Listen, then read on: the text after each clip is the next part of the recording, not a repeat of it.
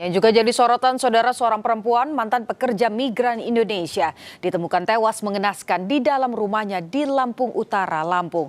Korban dirampok dan dibunuh tetangganya.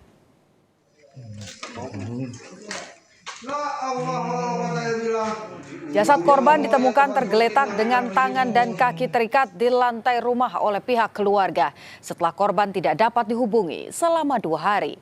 Selain itu, sepeda motor serta sejumlah barang berharga korban juga ditemukan hilang, saudara.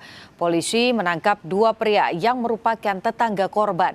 Keduanya merampok dan membunuh demi menguasai harta benda korban. Hasil kejahatan tersebut kemudian digunakan untuk bermain judi online dan juga membeli narkoba.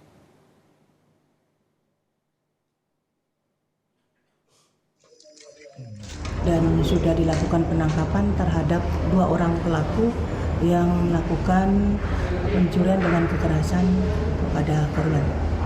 Motifnya apa, Bu? Hasil pemeriksaan? Dari hasil pemeriksaan motifnya adalah keinginan untuk memiliki kendaraan roda 2 ya, dan juga ingin menguasai harta dari korban.